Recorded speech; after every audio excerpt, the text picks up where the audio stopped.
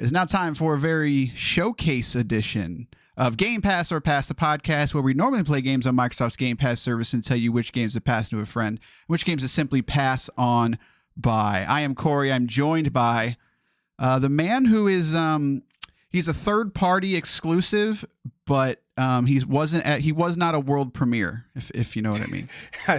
I don't know what you mean. Does that make me better or worse? I don't know. But I think I've heard the word world premiere. World premiere. Like so many times. I am Corey. This is Basher. We are here to talk about the Xbox Summer Showcase. This is typically one of two of Microsoft's larger sort of info drops of the year. And the reason it's important to us is because we play on Game Pass, and there's a lot of Game Pass stuff as it's Microsoft. So we're here. We're not going to go over the whole Summer Showcase, like game by game kind of thing. We each picked out 3 games, and then we're obviously going to talk about the ROG Xbox Ally X. I picked out more than 3. That's fine with me. I've got 3 that I can think of off the top of my head. Are you sure it's fine? Yes. I mean, I'm going to derail you here. I mean, you said up top there's 3. I don't want to lie to the people. Well, if I had to pick more than 3, I would. But can we change it to a few games? Because that could be 3 to 5. Sure. That's we each picked out a few games that we want to talk about. There we go. And we're going to talk about some Game Pass stuff, but as well as I think the ROG Xbox Ally X, because it just rolls right off the tongue. We're going to talk about that, as that was a topic on our last sort of bonus episode. So let's start with sort of our general feelings of the showcase overall, and then we'll dive into some of the games that really stood out to us. How do you feel about this year's Xbox Summer Showcase? I generally feel that it's good. It was good. It was good. I mean, what can I say? I mean, it's good. It wasn't bad. It wasn't great. But it was good. You know? I mean, yeah, genuinely, last year was a might have been their best like showcase ever, just in terms of like new stuff, in terms of surprises, like. I don't know if there was any, like, you know, we had Gears E-Day, like, which nobody really expected, but there was Fable showed off, looked really good. Like, there was just a lot of good looking stuff in that showcase. A lot from first party as well. So I'm with you. Like, it was good. I think the biggest thing for me this year is nothing blew my mind. Like, nothing was just like, oh man, like I did not expect that, you know, or like, oh, that game looks way, you know, there was no Expedition 33 moment of just like, whoa, what was that? I mean, yeah, what was that? I mean, there's really no moment. There's really no moment of what was that, honestly. And I mean, right. Again, that's not a bad thing, but like you do want to build some hype. I think their overall hype machine for this show was essentially all these games are essentially third party, but they're all coming to Game Pass. Correct. And the ROG Ally. Yeah, and Outer Worlds 2 is their big game. So Fable was supposed to be this holiday. I'm assuming that was going to take the spot of Outer Worlds 2 in terms of the sort of showcase of the showcase. Like last year they did Black Ops 6 because they had a bunch of new stuff, and that was the first time they were going to be on Game Pass, et cetera, et cetera. So, and they obviously had their Fallout 76. They had their Elder Scrolls Online. So, but there was no major first party announcements really. Like, and I gotta. And that's okay. Like, I guess that's not true. Like, we got Grounded 2, but that's kind of really the only one that I can think of off the top of my head that's like truly like new, I guess. My overall issue with the showcase, and this is not just this year, but I think it's kind of most years, or give or take, is I feel like Microsoft found their footing and was really firing off all cylinders back in the 360 era, like during that summer of arcade time. Like I felt like that was a magical time for them where they just kind of figured things out. My overall issue with the Microsoft showcase is it still doesn't feel like I'm watching a Microsoft specific showcase. And I don't know how to really explain that cohesively enough, because like there are games you look at where it's like, that's a Sony game. Like that's for 100%. Sure. Like even if it's multi-platform, it comes on every single console, Switch 2, Switch 1, your phone, everything. you look at it, it's like, oh, that's definitely like that will perform best or well on a Sony platform. The Nintendo conferences are the same way, where you see games like, oh, these are all clearly Nintendo games, even if it's not first party. Like this is something that's coming to the Switch, and it's clearly made for the Switch. Down to like the art design, the presentation, the story features, the story beats. I just don't feel like there are games that are very Microsoft oriented. Or it feels very Microsoft. So that's what. So I guess I just want to say, like, going forward, I really hope they lean in very, very, very heavily into the Expedition 33 type games, because I feel like those games should and could be the face of Microsoft, with your occasional Gears type game and Forza type game. Yeah, and I'm with you in that, like, Microsoft is in a unique position to where they're now the biggest video game publisher on the planet, like, because they bought Activision. They already had a decent, amount of output, and they published some third-party stuff, but we're really sort of now hitting the ground running in some ways. That class of 2019 or whatever, Playground and not In Exile. In Exile was later, but In Exile and I can't remember the State of the Decay developers right now, but like they bought like 8 to 10 teams since then, kind of thing. Just that's not including the Activision purchase. So like they just have this hodgepodge of like all this stuff, but it seems like we're finally maybe getting to a cadence with them to where you can expect from Microsoft there's going to be at least 3 to 4 major titles from them. But the thing is that it's Bethesda still sort of has their own style. Activision still has their own style. Like, when you have that much, just like, I want to say cohesion, that many chefs in the kitchen or whatever, like, it's not going to be able to create a synergy. Like you said, like, oh, this is a Nintendo product, this is a Sony product. That's a good thing and a bad thing. Like, it's hard to do with, especially this year, and we'll talk about what they're doing next year. Like this year, it's not there, but Phil Spencer came up on near the end of the show, and he said, like, hey, next year's 25th anniversary of Xbox, we're going to have Forza, we're going to have Fable, we're going to have not Halo, Gears of War E-Day, and the return of a classic, which is the rumored Halo remake, essentially. So it's like, that sounds like a Microsoft year, right? Like, those are kind of like the 4 pillar franchises. Yeah, like those are the 4 pillar franchises. But the problem with that is that Halo's in the worst place it's ever been. Forza Motorsport is not doing great. Forza Horizon is doing fantastic. Gears 5 was not the best. So it's like, and Fable's been in development since 2020, I think. So it's like, it's hard to have an identity when you have just all this other stuff. But at the same time, like I said, it's also a blessing, because while there was nothing that blew me away in this showcase, I'm going to play like 70% of what was shown, which is saying a lot. Like, I won't say I'm not easy to please, but I have a very particular, set of games that I really want to dive into. And there's like 7 to 10 on here that I'm like, wow, I really want to play that. Like, that looks cool. So it'll be interesting to see what the developer direct is next year, because like that has potential to be just like, geez, like if they have Fable will obviously be in there because it was supposed to be this year. Gears E-Day will probably be in there. And then Forza supposedly might be in there. So it's just next year, again, like this is what we say next year. Every year's a big year. Like, there's still a big year this year. Yeah. But in terms of like Microsoft core franchises, they're kind of setting it up for the 25th anniversary to just be kind of like, hey, this is what sold you a 360. Now, whether those games will be good or not is a different story. So Fable is looking good from what we've seen. Gears E-Day, we haven't seen anything of it, but the fact that they went back to E-Day is a very interesting move. And Horizon has never really missed. So the remake of not Fable, Halo is going to be an interesting one too. So, but yeah, so let's move on. Go ahead. Before we move on to the actual games, I just want to say, I think I may be overall a little less optimistic than you are. I didn't find 7 to 10 games that I really wanted to play, but I did find 3 to 4 that I'm like, I either definitely want to play, or kind of, since it's on Game Pass, I give it a shot. For sure. I think that's fair. Yeah, like when I say there's stuff I want to play, I'm specifically talking about Game Pass. Like, if it wasn't on Game Pass, right. If it wasn't on Game Pass, there's still some stuff that I would be looking at. But in terms of, because I'm a Game Pass subscriber, this is kind of what I'm looking forward to. So let's start. So what's one of the first games that stood out to you? I'm looking forward to High on Life 2, actually.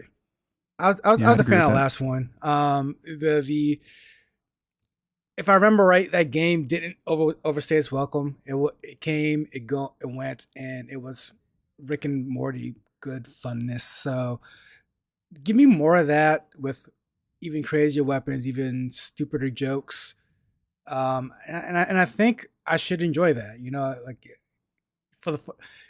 I'll be honest though, looking at it, I halfway kind of thought, well, this could have been DLC. But I mean, sure. Because I really didn't see anything that made the 2 worthy of it.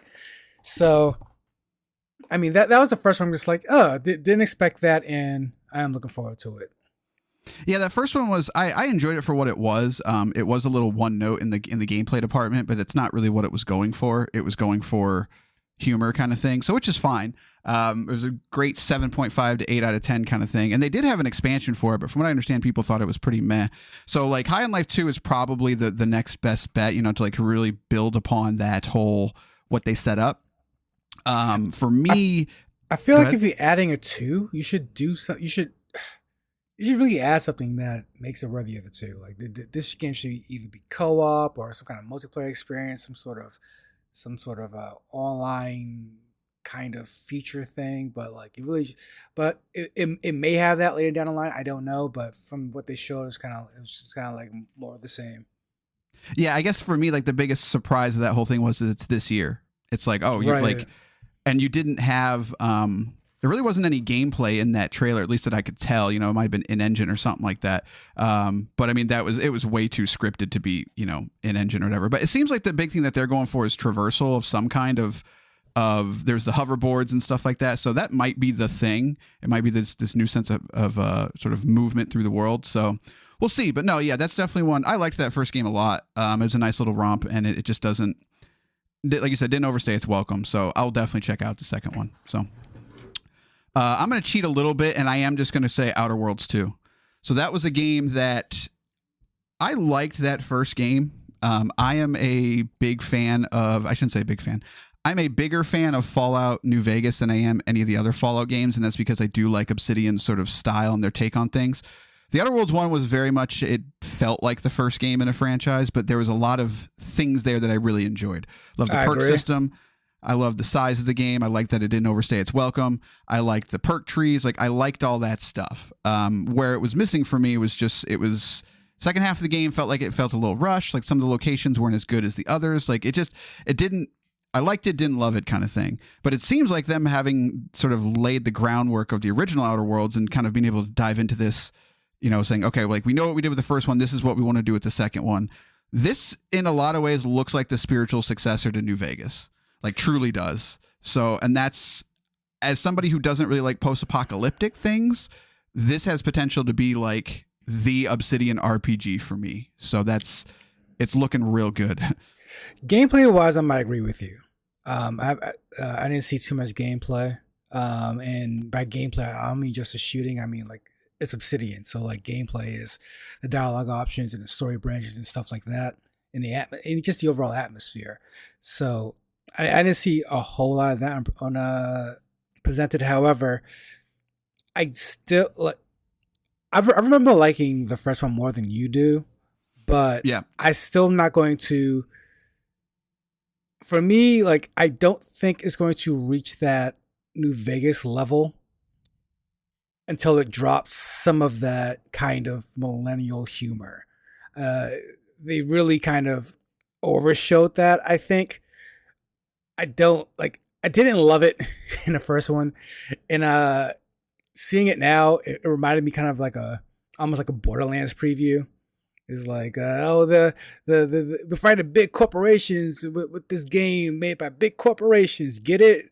Ha ha. And it's like I'm not saying you guys aren't funny, but at the same time, I don't know if I want that from Obsidian, So like, that's definitely one that's on my radar.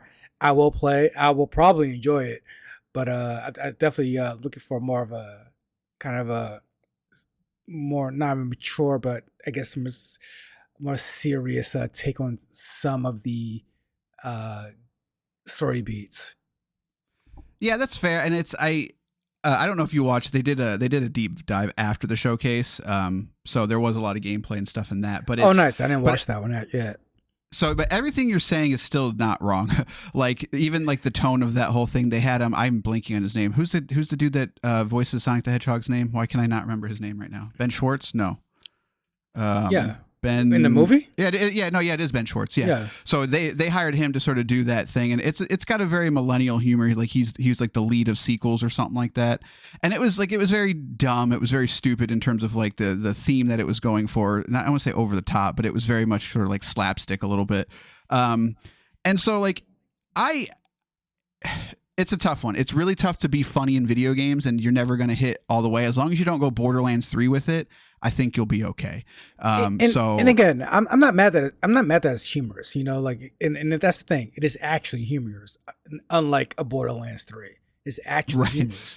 My thing is, I know Obsidian can tell like a really good story. That's not Borderlands kind of humor. So it's a nitpick on my end. It's a personal preference from that team, but overall, look, it does look really good though, and I expect it to be really good. Yeah, it's, and I don't know if it's a nitpick. It's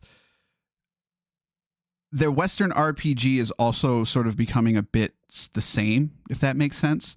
But we'll talk about that game when it comes out. So, what's another game for you? I'm going to say Ninja Gaiden 4. Good pick. Yeah, Ninja Gaiden. I mean, after playing through the re-release on Game Pass, I just remember just how good those games are, and when they're done well. You know, I will say though, that is a poor representation of what should be a good game. I don't like that. I don't like the weapon that they showed or featured. Yeah, like don't do that. Like that's gonna be the weapon people unlock and then go, oh, that's cool. All right, back to my sword. You know, or whatever else they have in the game, because I know that game is going to be really good. I'm very hyped for it, but at the same time, that presentation could have been a whole lot better. I mean, honestly, a game like that should have been majorly gameplay. Like, you don't need story beats for Ninja Gaiden. No one goes to Ninja Gaiden for the story. The story is actually quite terrible. Just show me ninja action. Yeah, it'll be interesting. So because they did that deep dive earlier this year, so it's almost like they couldn't. I don't say like they couldn't do more gameplay, but they showed a lot during that, so they wanted to show new things, which I totally get.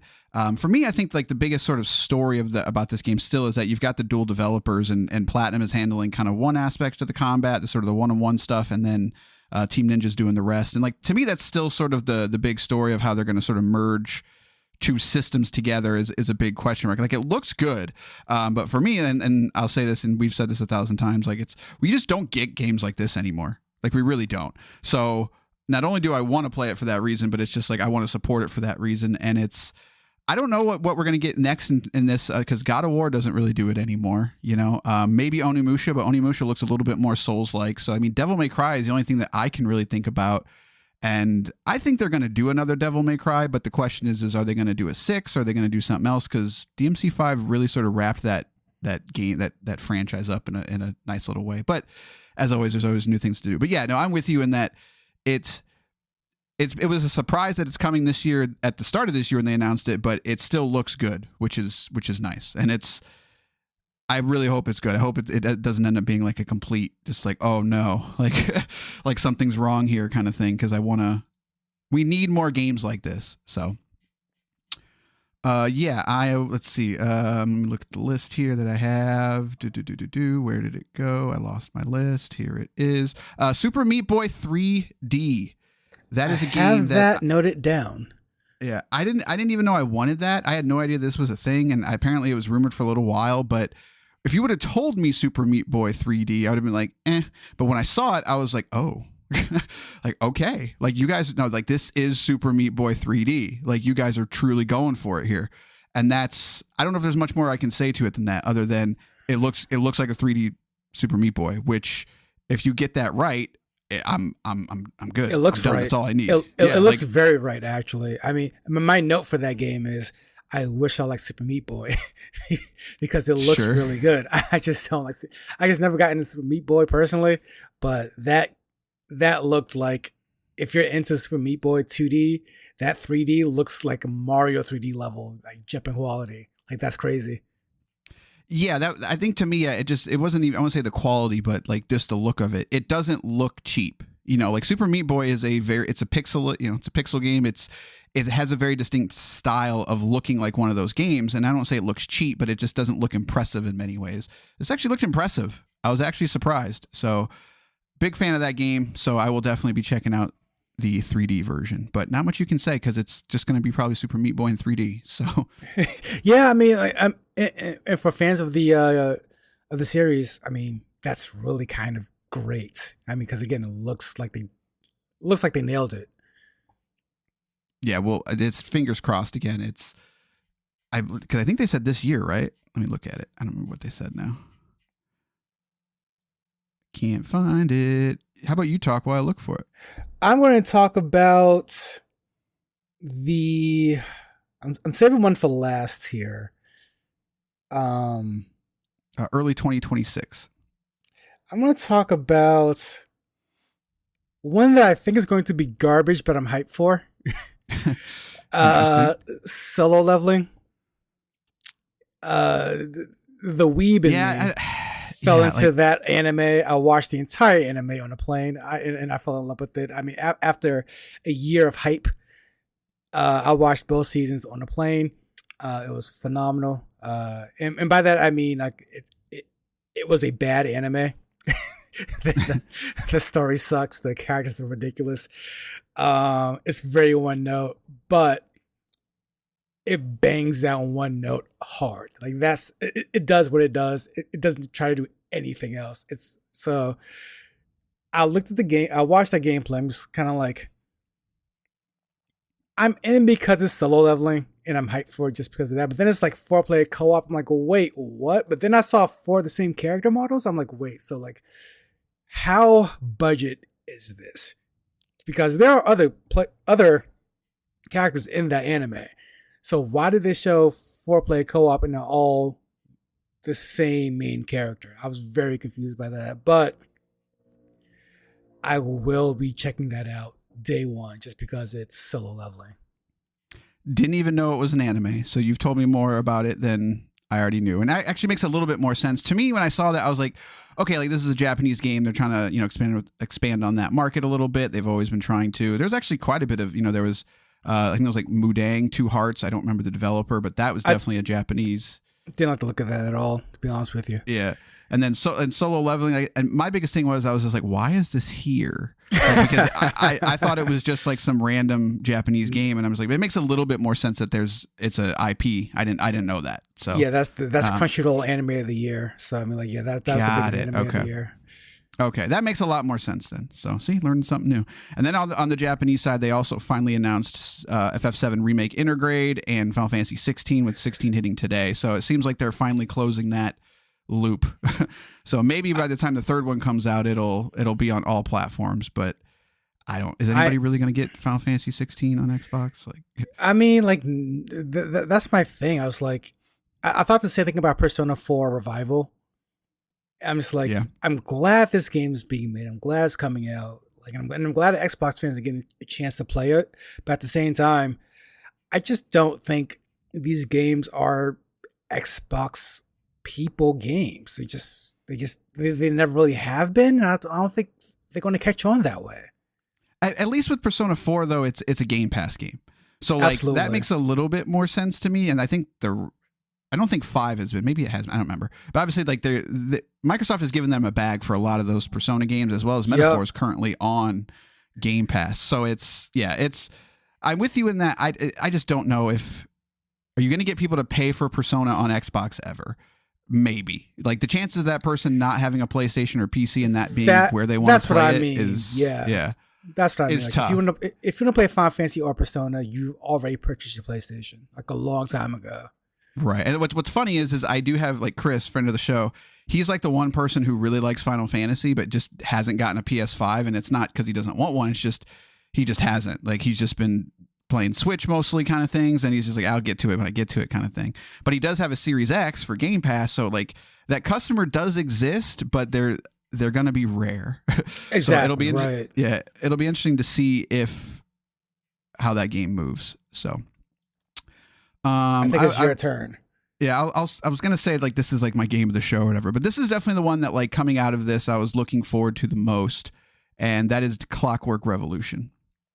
And I didn't like that one at all. Like, what am I missing? See, that's super interesting. I have many thoughts about this. Why don't we, since this actually ties into the show in general, let's go with your game next, and then we'll close on Clockwork because I have a lot to say. So, well, in that case, I'm just gonna quickly mention one and then close with the last one. I want to quickly mention, I think it's called Beasts of Reincarnations or something. And it just looks like... Beast of Reincarnation, yeah. There you go. It looks like someone's answer to Black Myth Wukong. And right. if, you know... And that's just me wanting more Black Myth Wukong. I'm not going to lie to you. So, like, if it's on par, I will be happy. So I'm hoping that game turns out pretty good. But that's a day one Game Pass and from Game Freak of all people. So good luck, I guess, Game Freak. So I do want to end on what I think is honestly my game of the show.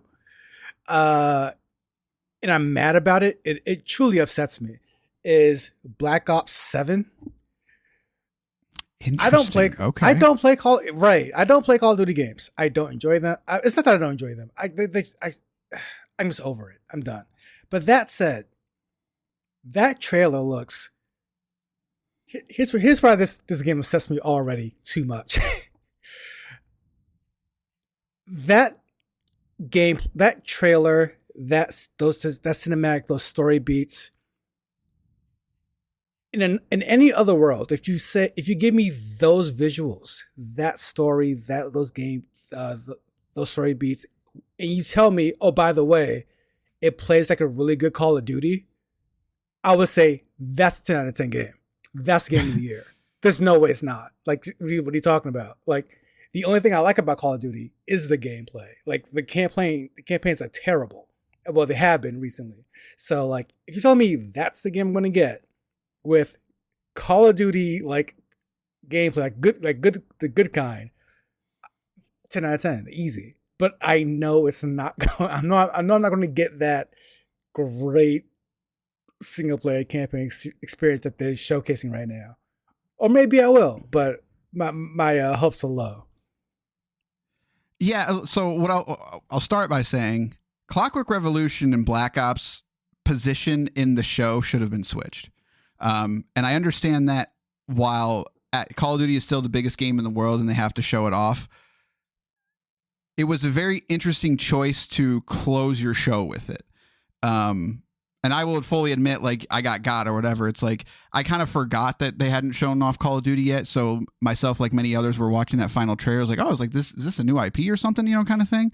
And then when they started talking about drones and stuff, I was just like, okay, like this isn't a new IP. Like this is going to be like something dumb, like Watchdog, or like something like that.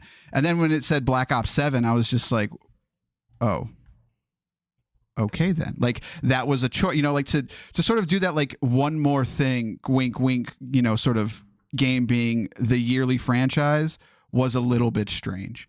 I'm with you in that it was a very intriguing trailer, and I still play Call of Duty, but mainly it's just because I've got one of my closest friends. That's the game that we play. That's what it is for a lot of people. I'm a big fan of that actor that I'm Milo. I can never pronounce his last name. Like he's great. But when Call of Duty gets weird with like actors and like stories and stuff, it tends to be really strange. Like I remember like Black Ops 3, that story was like really strange, like very strange. And they had celebrity actors in that one. I did love Advanced Warfare, but a lot of people didn't like Advanced Warfare. I did like that one actually. Yeah, I'm that weird person that I like the faster Call of Duties, whereas other people are like, no, I want my boots to the ground. I'm like, okay, I guess that's fair, but I mean, but yeah, I'm to say, it's my game of the show because, in theory, if I knew nothing about Call of Duty, that cinematic trailer alone looks very interesting, and then if you're telling me it's with Call of Duty good gameplay, I'm like, yeah, that must play. Yeah, and I guess that's a good point of just like, it very rarely does Call of Duty miss in the gameplay, part of it. It's always like always the mechanics around that gameplay, but the engine, like they've made them for what, 25 years now, like right, like. So it's like you're going to get a level of quality of some capacity. So this is either going to be an amazing game or it's going to be extremely mediocre, because they've also said like, hey, we're not really going to talk about this game until like before it comes out. And it's like, that's a very interesting thing to say. Like that's a very, so like, does that mean like, is this like a Call of Duty Modern Warfare 3 situation where this wasn't really supposed to be its own game, but now it is? Like you just don't know anymore.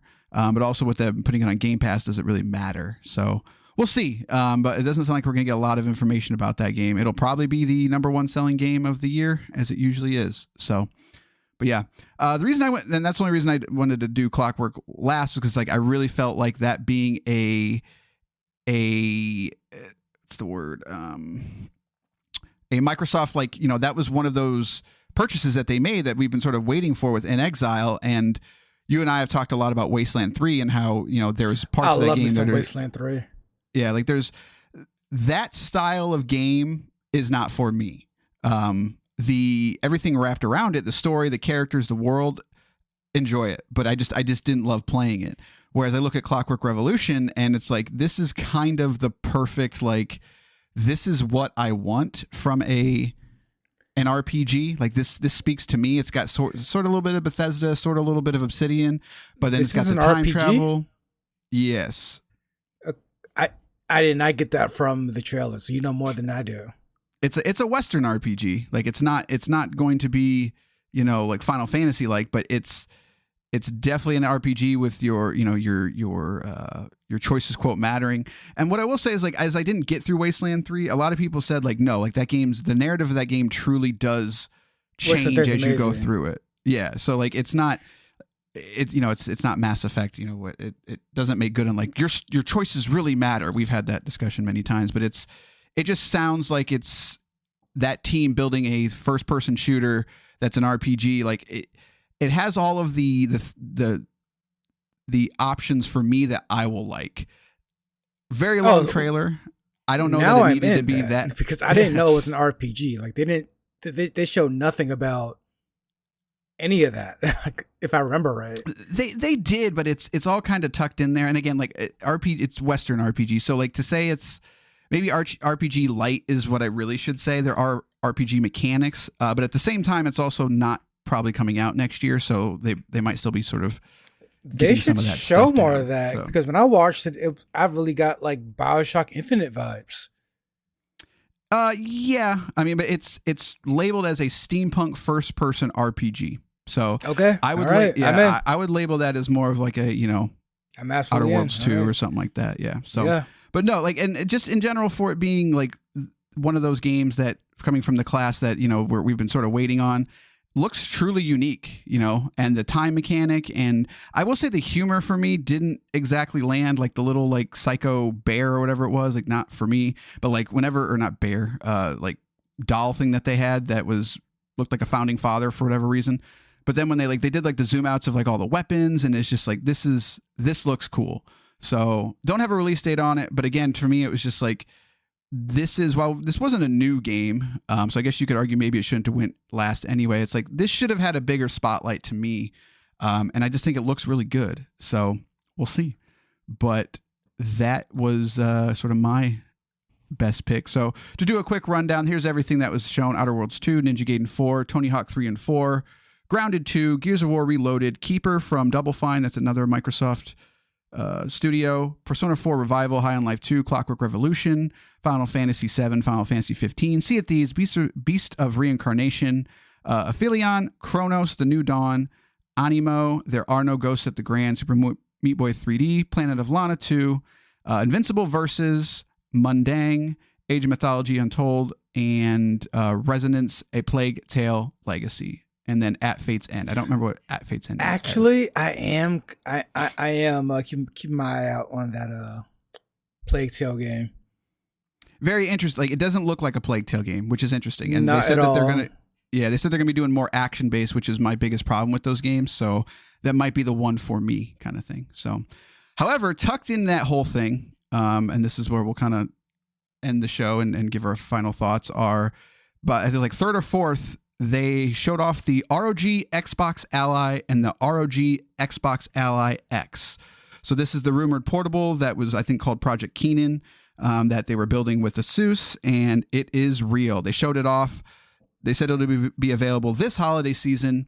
You have the Ally and the Ally X, the Ally X being sort of the more beefy version, and the just regular Ally being sort of your more entry-level position. So no pricing, no pre-orders, etc. But they did have the specs on it, and they are not they are not low, is what I'll say. So I expect this device to be very expensive. Just for a quick rundown, the Ally X has the AI Z2 Extreme, and then the Ally has the Z2A, which is sort of I think that's like a Z1 Extreme, but just like smaller. 24 gigs of RAM on the Ally X, 16 gigs of RAM on the Ally, terabyte on the X, 512 on the regular Ally. Both are a 1080p IPS screen with the 500 nits as well as, so it's got HDR capabilities. I/O is pretty much the same, except that they're a little bit faster on the Ally X. So you could technically use a external GPU with it if they ever set that up. I don't know that they will. Battery on the Ally is 60 watt hours. Ally X is 80 watt hours. And like I said, yeah, I can't think of the word, no pricing or details, anything like that. So the main things of this device are the following. It is an Ally, but they literally took the design of the Xbox controller and redid sort of the handles of it. So if you've ever held an Ally, it's not the most comfortable thing, which I'm a huge fan of. And this does have the rumored sort of unified Xbox store or Windows experience, to where they've stripped away everything of Windows in terms of the stuff that you won't pretty much need. The stuff that's in the background that sort of takes up resources that you don't want. So the most basic sort of example that they gave is that by not doing all of the Windows things, they're able to free up 2 gigs of RAM that every PC basically has in the background for tasks that Windows does it. So by removing that, there's 2 gigs of RAM. So you can kind of extrapolate that and just say like, hey, so it's going to have more CPU cycles, more GPU power, et cetera, that's going to go straight to the game.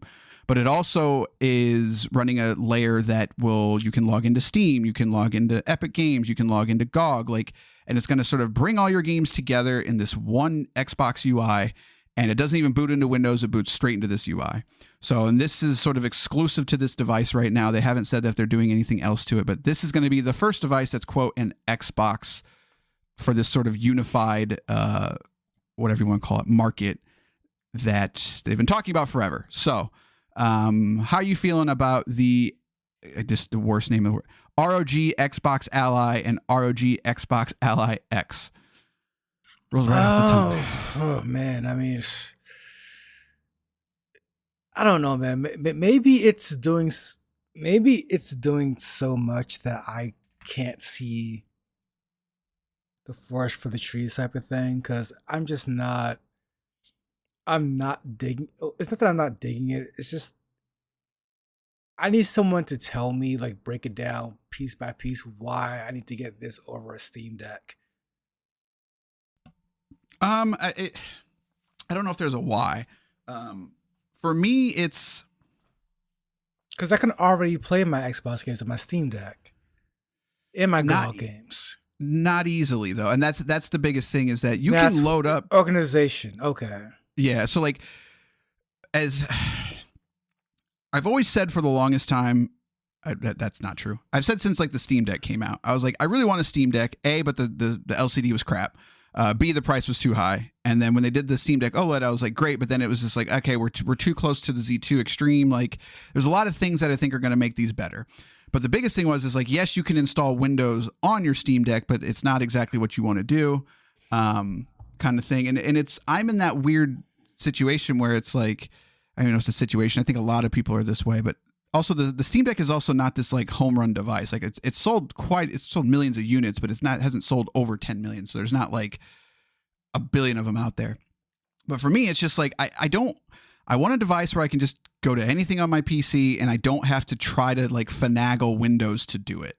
And that's pretty much why I haven't got one of these. Like the ROG Ally, the regular one, does run Windows on it. So yeah, you can load up Game Pass, etc.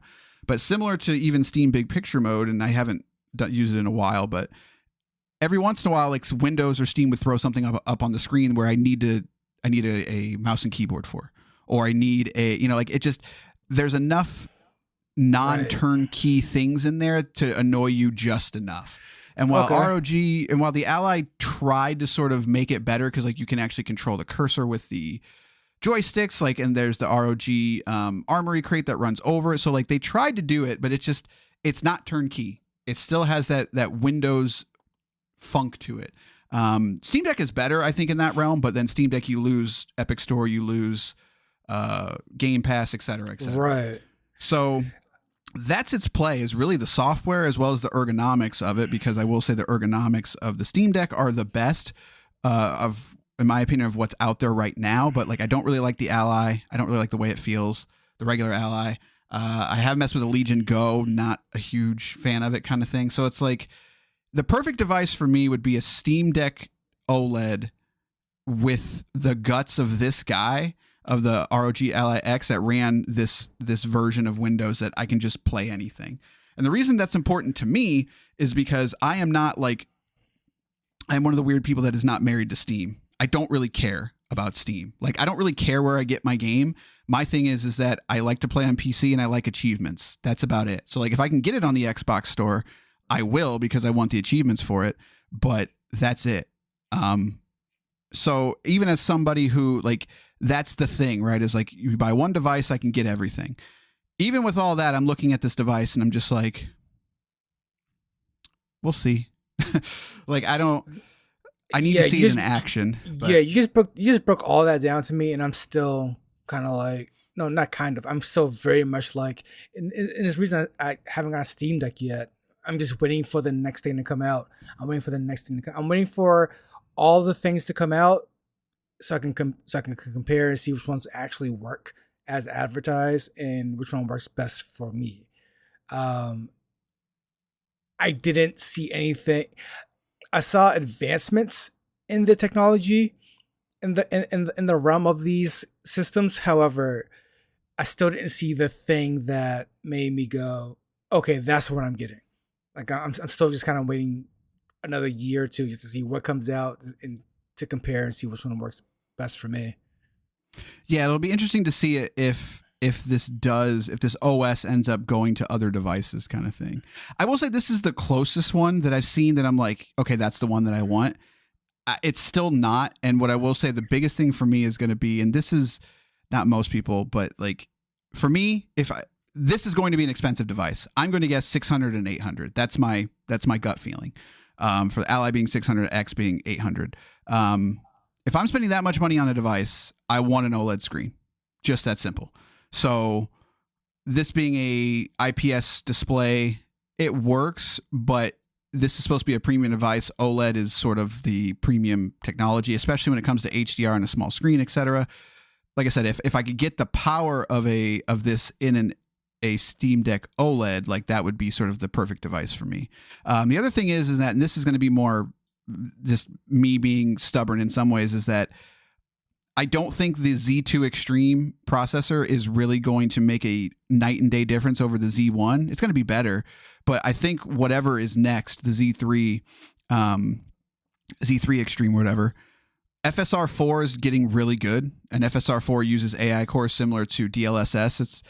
And on a smaller device, that could be a godsend, because you just don't have as many resources. But if you can render in 720p up to 1080p and it actually looks good, whereas FSR 3 and before can be really touchy at times. It can be pretty ugly. It just doesn't stand up to DLSS. FSR 4 does. So if they can get a chip in there that's got the AI cores for upscaling, pretty much the Switch 2, but AMD, because the Switch 2 is using DLSS and et cetera. So But then you can always play that game of just like, okay, well, I'll just get the next one because the next one's going to be better. But I think whatever the first one that comes out that really has some power behind it, to where it's like almost any game I throw at this, I can play. Maybe I won't be playing whatever Doom 4 is, in 5 years from now, but as long as I can play everything in my Steam Deck library as well as Game Pass and it look moderately good. If I have to use upscaling, that's fine, but I want to use FSR 4 versus FSR 3 because it really is just a night and day difference. So it's close. It's almost there. But like you said, it's like there's nothing really about it jumping out that's like, oh, hey, like you can, like, I don't know how they're going to market this to somebody who, like, what's going to be the thing for them that gets somebody to jump on this. And I don't know if there is anything other than, I mean, that's the thing too. Just they're terrible at marketing, and I really compare it to the Steam Deck specifically because Steam is such a, not that Microsoft and Xbox is not a household name, but Steam is king of PC. So when you say Steam Deck, it just registers to people a lot easier. Like, oh, I play my games on Steam and I have a Steam Deck. Done. It's just it's easy 1-to-1. It feels like an arms race, and I'm in no hurry to see to pull trigger on any one of these. I know I want one of them. I don't know which one yet. This one is not the one that screamed at me. This is the one yet. Yes, I'm with you there. And it's the only way I can see this being a success for, like, I don't say a success because who knows what their numbers are, but like being a runaway success is price. Like, if they subsidize this thing because they're trying to get them out there and get people using this new version of the OS, maybe you'll get somebody. However, I don't think they're going to do that. Undercut it, make it $4.99. I'll get one. Right, and I just don't think that's going to happen. Right. Yeah. Like, I think the days of subsidizing hardware just isn't going to happen. So I expect this thing to be expensive. So yeah, like sad to say, because like I did want to be hyped for this. I'm not gonna lie to you. I'm just not. It looks like if it does what it claims it's going to do, like have that help everyone who gets one and enjoys it. But this is not the one for me yet.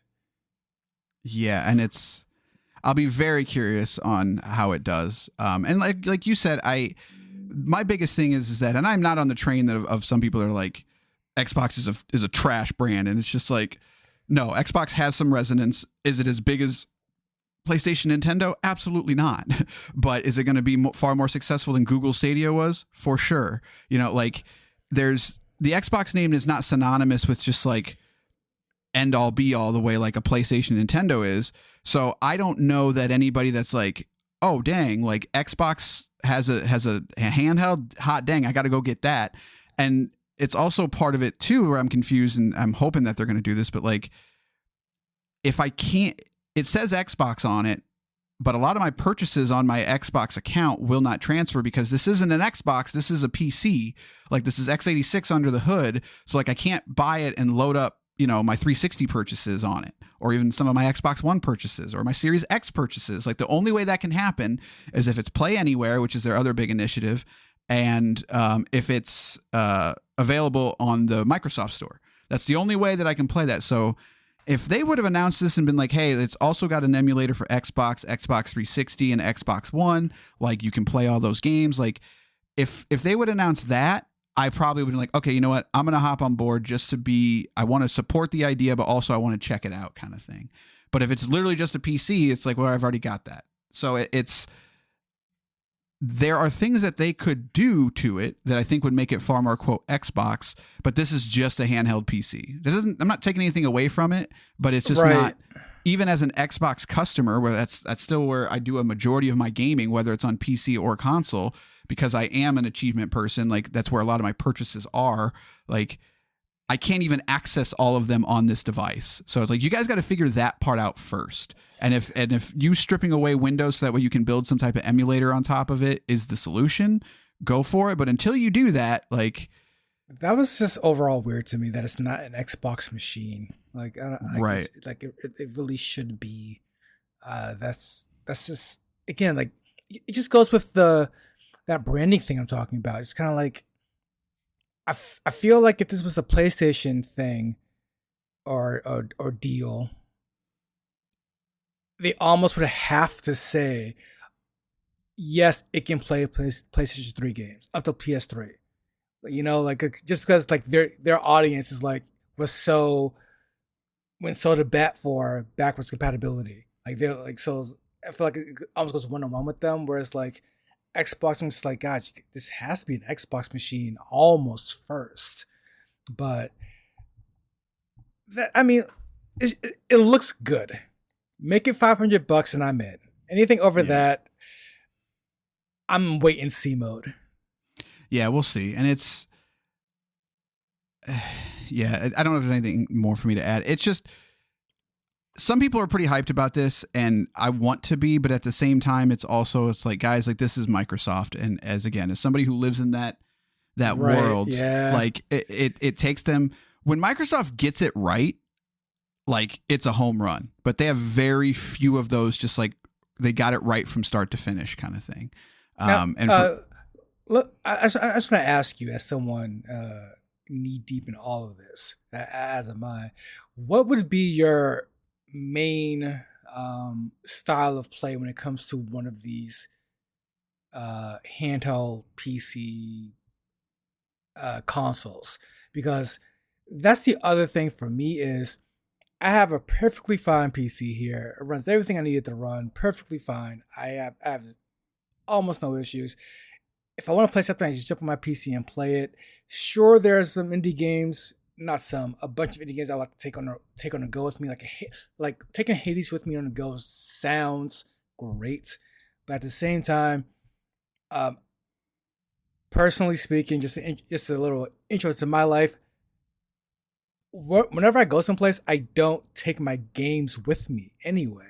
Like I don't have time to like if I leave the house, I'm going to see someone, and I'm not playing my game while they're talking to me. You know, I'm going to a movie, I'm going to dinner, I'm doing an activity, something I like, or even if I'm getting there, I'm driving there. You know, so I can't play while I'm on the road.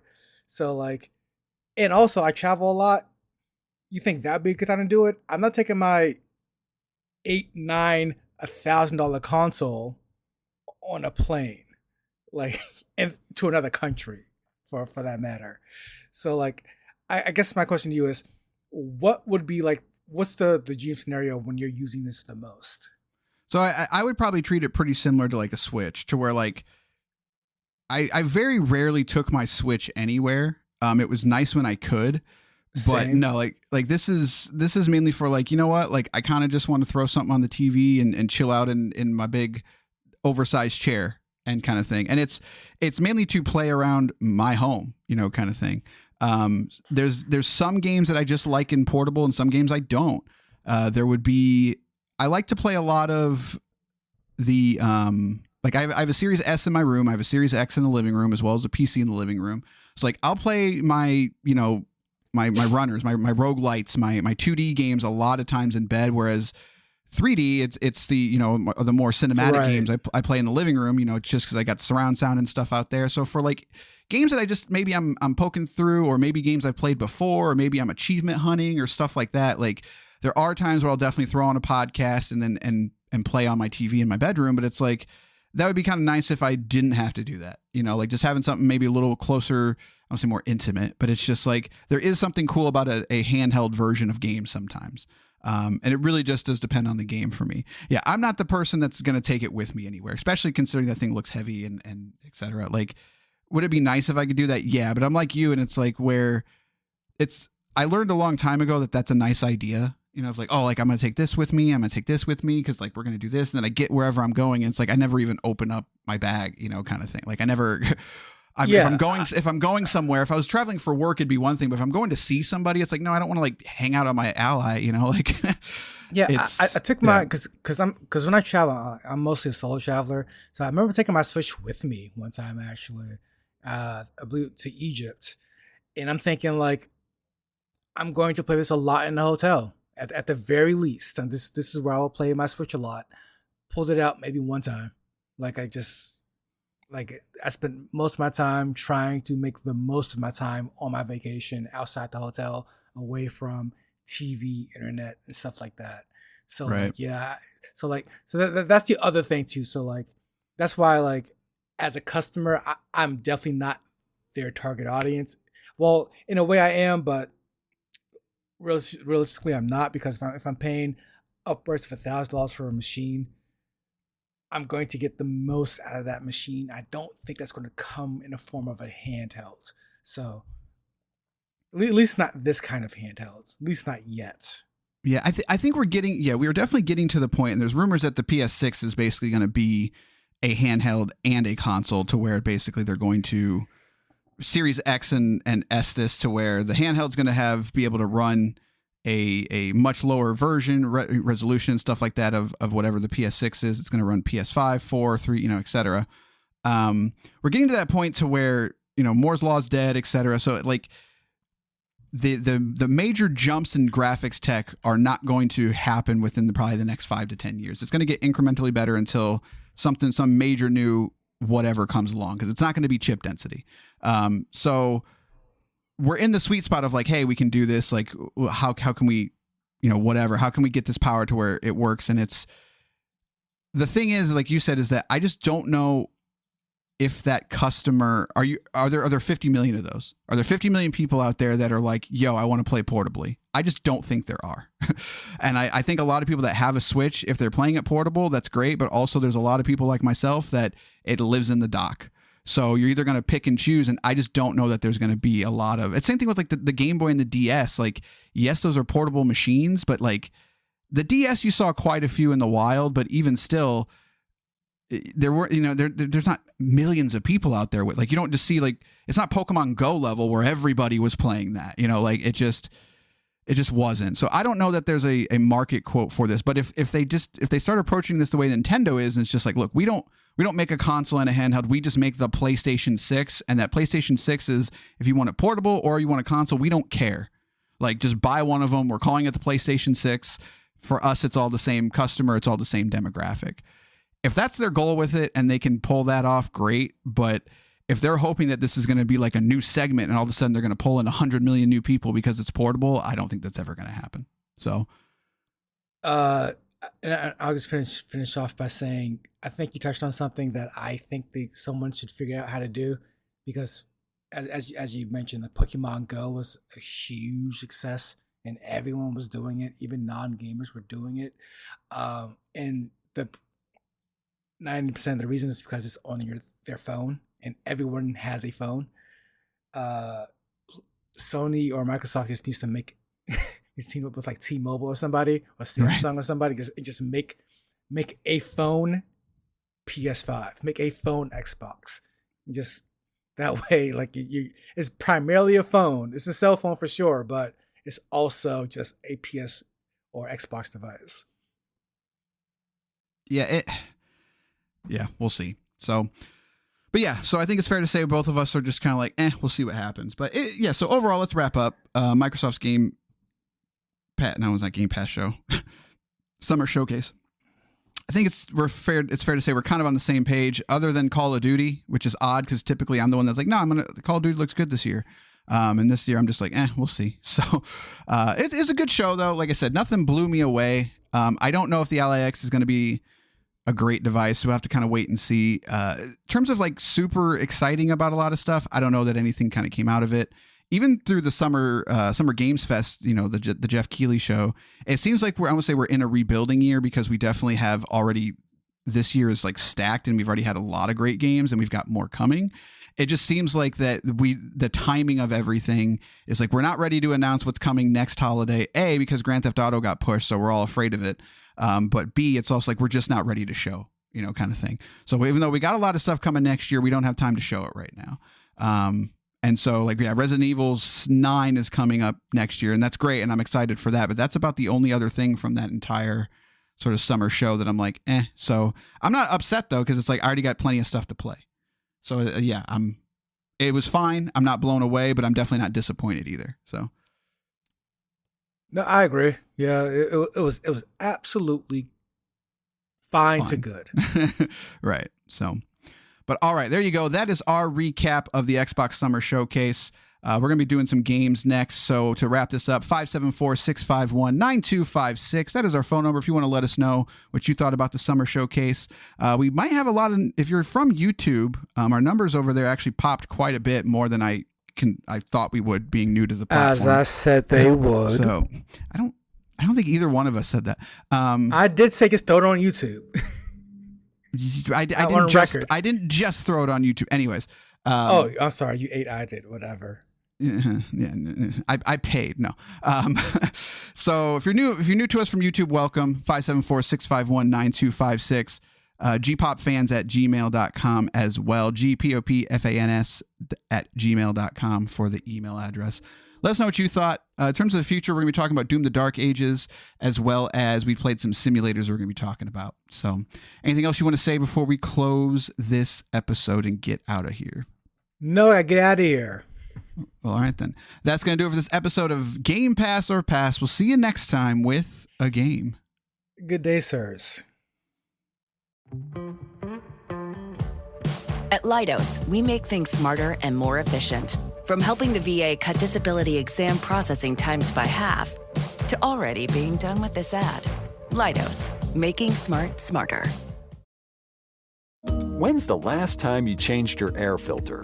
Filtrete brand is here to remind you that it's important to change it regularly to help keep your HVAC system running smoothly and efficiently. Multiple factors can impact the life of your AC air filter, like pets, cooking, and poor outdoor air quality. Filtrete MPR 1900 air filters can help capture these unwanted microparticles, including bacteria and viruses circulating in your home's air. Change your filter today with Filtrete brand.